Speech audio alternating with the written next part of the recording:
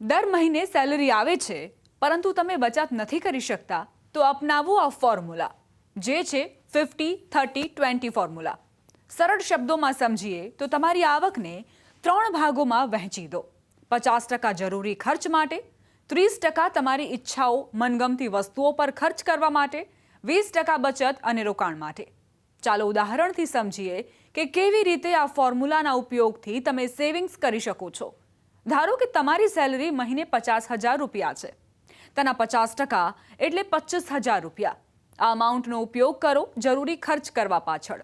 ભોજન, મકાન, વીજળી, પાણી, બાળકોના ભણતર, મુસાફરી જેવા ખર્ચમાં તેનો ઉપયોગ કરો.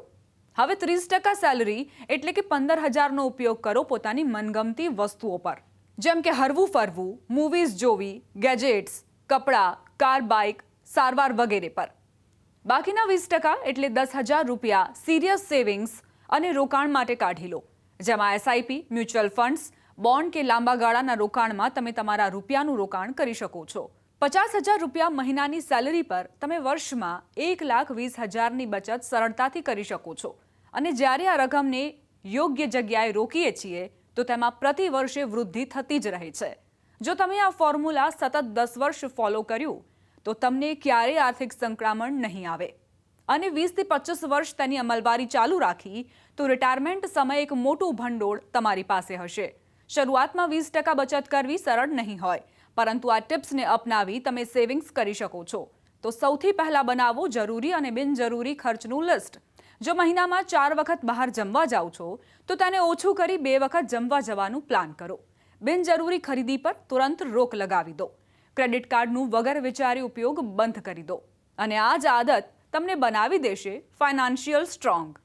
દર મહિને સેલરી આવે છે પરંતુ તમે બચત નથી કરી શકતા તો અપનાવો આ ફોર્મ્યુલા જે છે 50-30-20 ફોર્મ્યુલા. સરળ શબ્દોમાં સમજીએ તો તમારી આવકને 3 ભાગોમાં વહેંચી દો. 50% જરૂરી ખર્ચ માટે, 30% તમારી ઈચ્છાઓ મનગમતી વસ્તુઓ પર ખર્ચ કરવા માટે, 20% બચત અને રોકાણ માટે. ચાલો ઉદાહરણથી સમજીએ કે કેવી રીતે આ ફોર્મ્યુલાના ઉપયોગથી તમે સેવિંગ્સ કરી શકો છો.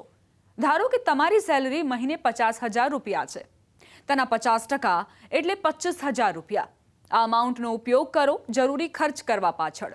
ભોજન, મકાન, વીજળી, પાણી, બાળકોના ભણતર, મુસાફરી જેવા ખર્ચમાં તેનો ઉપયોગ કરો. હવે 30% સેલરી એટલે કે 15,000નો ઉપયોગ કરો પોતાની મનગમતી વસ્તુઓ પર, જેમ કે હરવું ફરવું, મૂવીઝ જોવી, ગેજેટ્સ, કપડાં, કાર, બાઇક, સારવાર વગેરે પર. બાકીના 20% એટલે 10,000 રૂપિયા સિરિયસ સેવિંગ્સ અને રોકાણ માટે કાઢી લો, જેમાં એસઆઈપી, મ્યુચ્યુઅલ ફંડ્સ, બોન્ડ કે લાંબા ગાળાના રોકાણમાં તમે તમારા રૂપિયાનું રોકાણ કરી શકો છો. 50,000 રૂપિયા મહિનાની સેલરી પર તમે વર્ષમાં 1,20,000ની બચત સરળતાથી કરી શકો છો. અને જ્યારે આ રકમને યોગ્ય જગ્યાએ રોકીએ છીએ તો તેમાં પ્રતિ વર્ષે વૃદ્ધિ થતી જ રહે છે. જો તમે આ ફોર્મ્યુલા સતત 10 વર્ષ ફોલો કર્યું તો તમને ક્યારેય આર્થિક સંકળામણ નહીં આવે. અને 20 થી 25 વર્ષ તેની અમલવારી ચાલુ રાખી તો રિટાયરમેન્ટ સમયે એક મોટું ભંડોળ તમારી પાસે હશે. શરૂઆતમાં 20% બચત કરવી સરળ નહીં હોય, પરંતુ આ ટિપ્સને અપનાવી તમે સેવિંગ્સ કરી શકો છો. તો સૌથી પહેલા બનાવો જરૂરી અને બિનજરૂરી ખર્ચનું લિસ્ટ.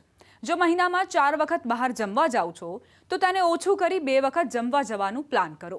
બિનજરૂરી ખરીદી પર તુરંત રોક લગાવી દો. ક્રેડિટ કાર્ડનું વગર વિચારી ઉપયોગ બંધ કરી દો.